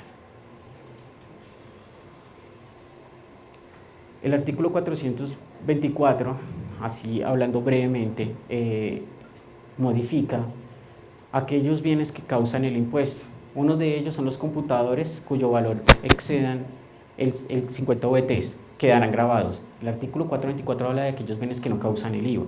Recordemos que antes eran 80 VTs, hoy en día son 50. Es decir, aquel portátil, aquel computador que supere los 50 VTs quedará grabado con el impuesto sobre las ventas. Antes eran 80 VTs, hoy en día son 50. También se modifica la exención que hay para los dispositivos móviles. Ya aquellos móviles que no excedan 22 VTs no quedarán grabados del impuesto, algo así como 600.000 pesos. Otra de las cosas que yo les hablaba en el cambio del hecho generador del impuesto de IVA que grava la vivienda, sencillamente son solamente aquellas viviendas que han excedido 26.800 VTs. Se grava sobre la vivienda nueva, es decir, solamente cuando la constructora vende su bien inmueble y este supera las 26.800, sencillamente esas viviendas sí quedarán gravadas al 5%. En el artículo 491, todos sabemos que para la venta de activos fijos no me da derecho al descontable, es decir, que yo no me puedo llevar a la declaración de IVA el IVA que yo pagué por la adquisición de activos fijos. Eso no cambió. Sencillamente ese IVA antes del 31 de diciembre del 2016, ese IVA que yo pagaba por la adquisición de activos fijos, lo podía llevar como mayor valor del activo, es decir, lo llevaba por allá una 15 si estábamos hablando de cuentas PUC. Ahora, lo que sí se modificó fue el artículo 115-2, que me permite, existe la posibilidad de ese IVA que yo pagué por la adquisición de activos fijos, independientemente cuál, ese IVA yo lo puedo llevar no como mayor valor del bien, no lo activaría, no lo llevaría a la 15, sino lo llevaría al gasto directamente. Lo puedo llevar, es optativo hacerlo, lo puedo o activar a la 15 o llevarlo directamente al gasto. ¿Para qué? Para que en el impuesto de renta pueda restar ese gasto que yo incurrí por la adquisición de activos fijos, para que lo tengan en cuenta. Otra de las cosas, ahí está bien. Otra de las cosas que cambia para IVA es el periodo gravable, el artículo 600. Antes teníamos 3 periodicidades: bimestral, cuatrimestral y anual. Hoy en día tan solo queda la bimestral y la cuatrimestral, la anual desaparece.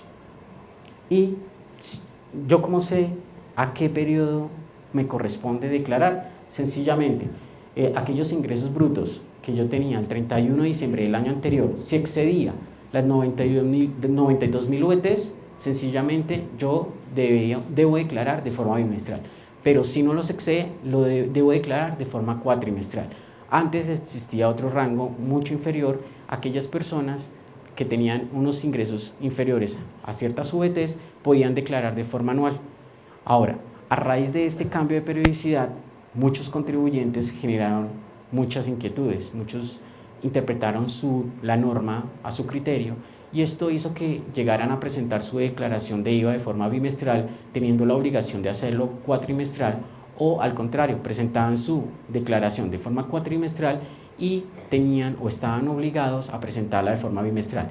Estas personas que presentaron su declaración bajo un periodo diferente al cual estaban obligados, esa declaración no tiene ningún efecto legal, algo así como una ineficacia en la declaración, es decir, no era válida.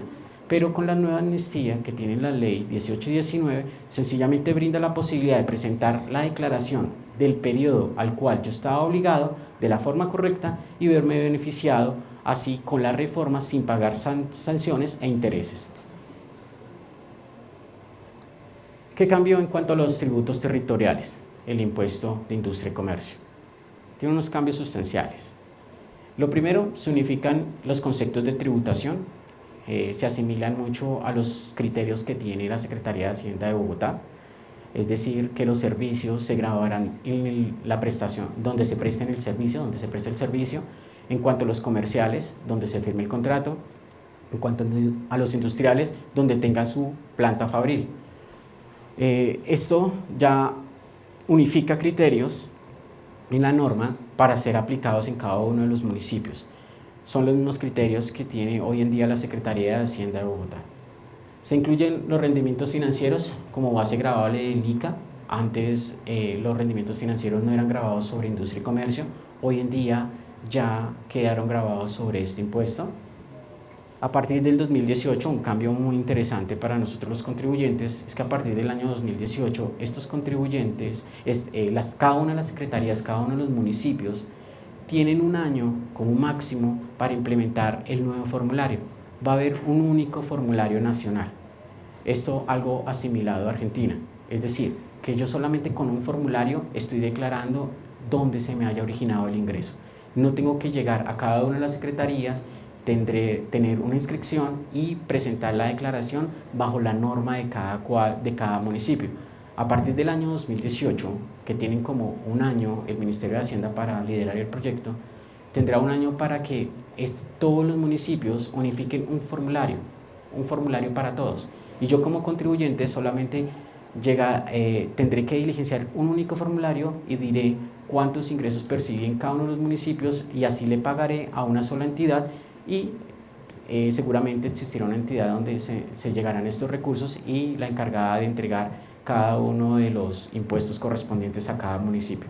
Esto es un cambio muy interesante debido a que actualmente cada municipio tiene sus propias reglas de retención, cada municipio tiene su periodicidad en cuanto al impuesto, y que recordemos que únicamente Bogotá tiene como una periodicidad especial que es la bimestral. Del resto de municipios pagarán el impuesto de industria y comercio de forma anual. Algunos municipios lo estaban haciendo igual que Bogotá, pero lo estaban haciendo de forma que no era legal. Sistema de retención sigue a cargo del municipio. El impuesto lo pagará en un solo formulario, pero el sistema de retención sí se lo deja liderando a cada municipio. Es decir, que ellos pueden, bajo unas reglas específicas, determinar cuál es su sistema de retención, si lo hacen de forma mensual, si lo hacen de forma de autorretención, la misma figura que hay para renta, pero el impuesto como tal sí lo debo pagar de forma anual y en un único formulario. El sistema de retenciones sí se lo dejan optativo a cada municipio. Existen las mismas disposiciones especiales para el Distrito Capital en Bogotá. Bogotá tiene unas distinciones especiales a comparación de los demás municipios. Estos siguen vigentes. Gravamen al movimiento financiero. Gravamen al movimiento financiero sencillamente tiene un cambio muy sustancial en cuanto a que deja de ser permanente, deja de ser temporal y se convierte en permanente. De ahí el dicho de que no hay nada más permanente que un impuesto temporal. ¿Esto qué quiere decir? Que ya llevamos con el año 2017 19 años con este impuesto. Este impuesto en cada reforma tributaria amplían el plazo de su vigencia. Inicialmente era el 3 por mil, hoy en día es el 4 por mil y entra y ya deja de ser de forma temporal a convertirse de forma permanente. Sigue la limitación del 50% como deducción. Eso sí lo podemos seguir tomando en cuanto al pago del gravamen al movimiento financiero. Lo podemos llevar a la renta, máximo el 50%. El monotributo. Bueno, el monotributo solamente aplica para ciertas personas.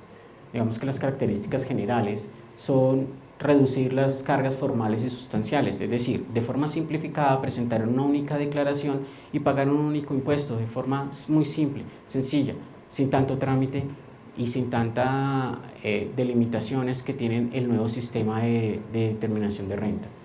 Impulsar la formalidad, claramente, aquellos negocios pequeños los impulsan a que deban formalizarse con este impuesto, a que deban de presentar y cumplir su deber como contribuyentes del Estado colombiano con las cargas del Estado. Es voluntario, digamos que no es obligatorio, solamente aplica para algún cierto grupo de personas, no es un impuesto obligatorio, es más bien voluntario, pero ya vamos a ver por qué deja de ser voluntario convertirse en obligatorio. Es anual, es de causación anual y sustituye el impuesto de renta y complementarios. ¿Cuál es el hecho generador? El componente del impuesto monotributo se genera sobre la obtención de ingresos. Si ustedes se dan cuenta, es el mismo hecho generador del impuesto de renta. Este impuesto de renta, llamado monotributo solamente para ciertas personas, se grabará en el año y pagaremos aquellos que tengan unos ingresos inferiores a 1.400 VTs. No sé si lo recuerdan, en el slide anterior hablaba de los topes para ser declarantes del impuesto de renta. Si lo recuerdan, son 1.400 VTs. Si yo supero esos 1.400 VTs, yo soy declarante del impuesto de renta. Lo cual, acá, los que hacen parte del impuesto monotributo, que se acojan de forma voluntaria, es porque tengan ingresos superiores a 1.400. Es decir, que estamos hablando de esta misma gente que tiene que cumplir con la obligación formal de presentar su declaración, pero que no lo está haciendo, porque son muy informales y no presentan aun cuando sus ingresos superan esas 1.400 VTs. Es decir, que aquella persona que no perciba más de 1.400 VTs ni por el monotributo al ser voluntario ni por el impuesto de renta se volverán declarantes. Entonces, aquellos que tienen la obligación de pagar un impuesto de renta porque superaron unos ingresos a 1.400 VTs podrán optar, dejar de pagar ese impuesto, podrán optar por el monotributo si cumplen con las siguientes condiciones, que son no pertenecer a persona jurídica, que esos ingresos, esos 1.400 VTs, no provengan de rentas de trabajo, que las rentas de capital u otras rentas no superen más del 5% de la totalidad de los ingresos. Y aunque está en la siguiente diapositiva, no, en la siguiente, siempre y cuando yo haya cotizado mínimo 8 meses en el año inmediatamente anterior, puedo acceder a este sistema. ¿De qué trata? De que si yo tengo unos ingresos brutos anuales es decir, la totalidad de mis ingresos están entre 1.400 y 2.100, pagaré tan solo 16 VTs. Es algo irrisorio frente al impuesto de renta si lo declararan bajo el impuesto de renta. Que si yo tengo una base grabada, unos ingresos totales de 2.100 a 2.800, pagaré tan solo 24 VTs. Que si yo tengo unos ingresos de 2.800 a 3.500, pagaré 32 VTs. Sencillamente, este pago por este impuesto monotributo, para esas personas que se acojan, pagarán una cifra muy inferior a si declaran y pagan por el impuesto de renta. Una de las cosas que se deben de cumplir, otra de las condiciones adicionales que se imponen para tener beneficios sobre el monotributo, ¿cuáles son? Que yo antes del 31 de marzo del año respectivo ya esté inscrito con la obligación de que me voy a acoger al monotributo. Esa es una de las obligaciones. Por tanto, quienes tengan o se sometan a ese régimen no serán sometidos al régimen de renta. Aun cuando cumplimos con la obtención de ingresos, ya sea declarantes de renta o declarantes de monotributo, si yo me acojo a monotributo, inscribo mi responsabilidad y así quedaré exonerado al sistema ordinario. Será de forma anual y se debe cumplir con una serie de condiciones de que en el momento en que si me llego a acoger al monotributo, una persona natural se llega a acoger al monotributo y presenta su declaración y no paga, o no presenta su declaración y por tanto no paga, se verá afectada por los 3 años siguientes. Aun cuando lo quiera, no puede solicitar pertenecer a este régimen por el incumplimiento del pago del impuesto. Entonces, si yo me acojo al sistema monotributo, el cual pagaré una renta muy inferior a que si lo liquidara por la renta ordinaria, yo garantizaré el pago dentro de los tiempos establecidos. Si no, pierdo el beneficio por 3 años. El régimen sancionatorio ya se aplica sobre 3 principios. El artículo 640 habla de lesividad, proporcionalidad, gradualidad y favorabilidad. Favorabilidad ya lo teníamos. ¿De qué trata? El nuevo sistema sancionatorio. Las sanciones no cambian, antes se incrementan. Ese 10%, ese 20%, ese 160% que yo pagaba, según la sanción al cual estaba obligado a declarar y pagar, pues sencillamente la puedo reducir con la nueva reforma tributaria. Calculo la sanción correspondiente dependiendo la falta en la cual incurrí. Yo la puedo disminuir a un 75% o a un 50%, siempre y cuando dentro de los 2 años anteriores no haya incurrido en la misma causa. Es decir, que si a mí me sancionan sobre el impuesto de renta, sobre unos gastos deducibles que no lo eran y tengo que corregir mi declaración, yo puedo esa primera sanción que calculo sobre el 10%, que es sobre la diferencia, yo puedo reducir por el primer año ese 10 que calculo bajándole un 50%.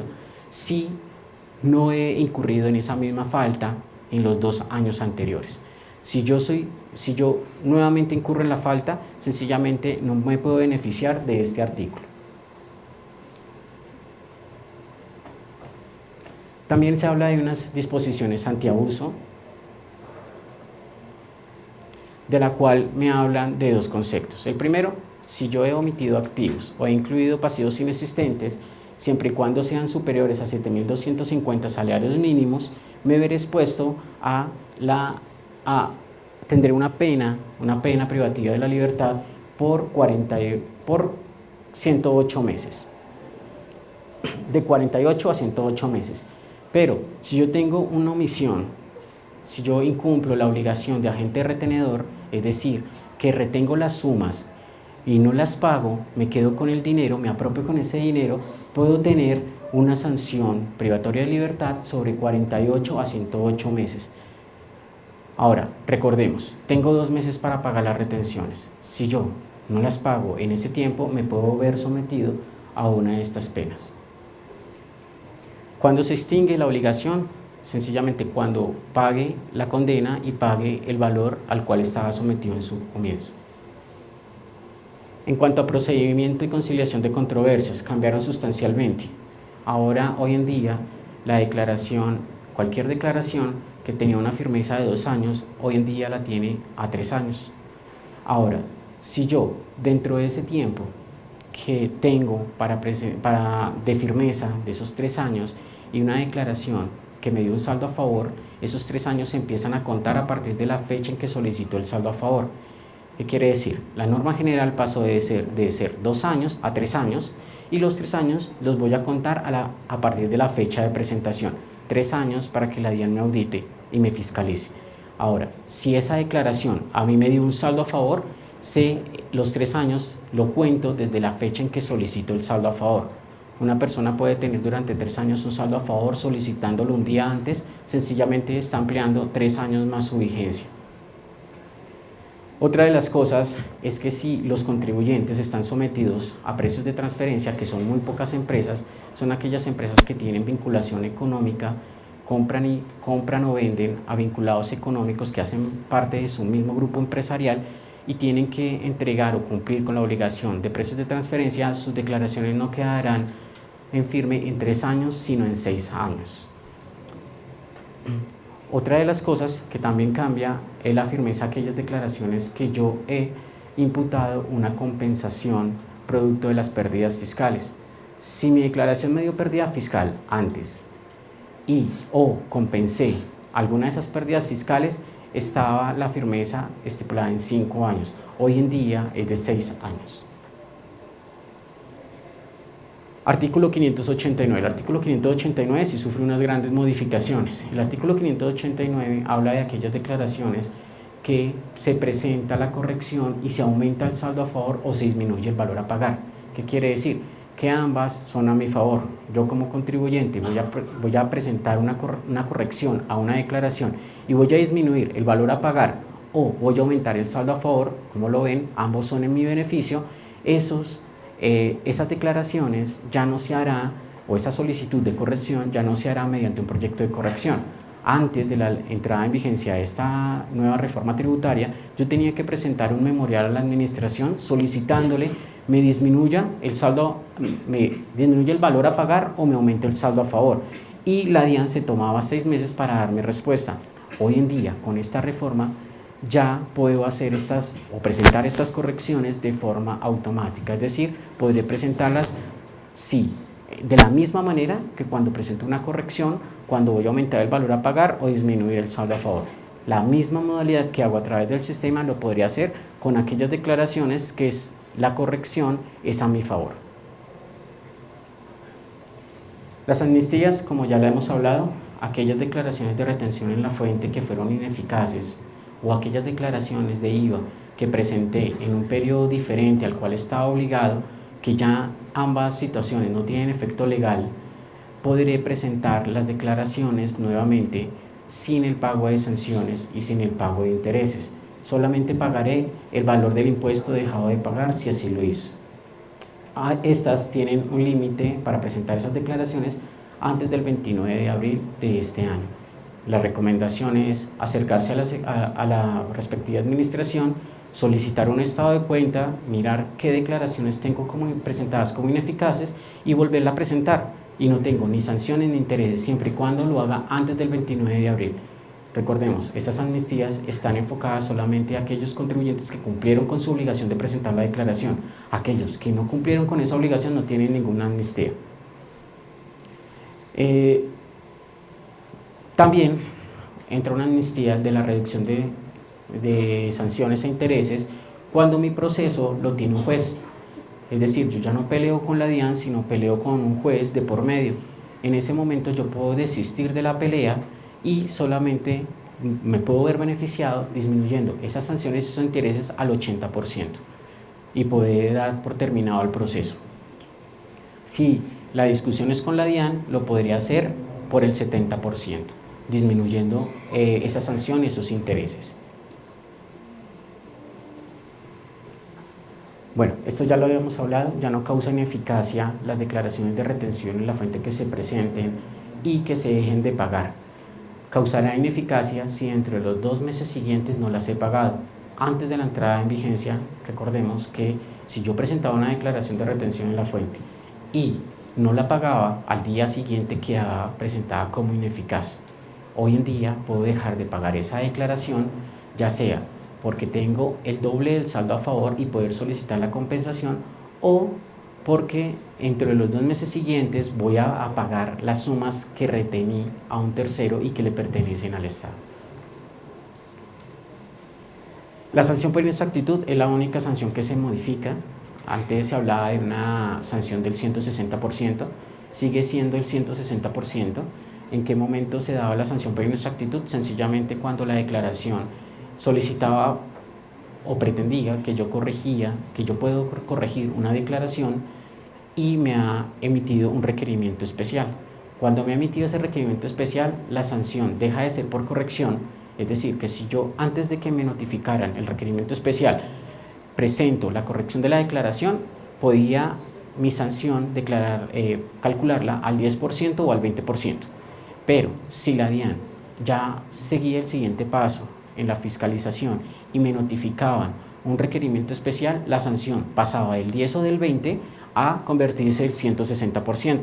Esa sanción sigue siendo igual, pero la aumentan en algunos casos del 160 al 200%, es decir, la sanción se puede duplicar el valor a pagar. Estos 200% únicamente procede sobre algunos conceptos, el 160 sobre otros. Y recuerden, si es la primera falta, yo puedo reducir esa sanción de acuerdo a la ley, al cumplimiento de los principios que ahora rige el sistema sancionatorio. Muchas gracias.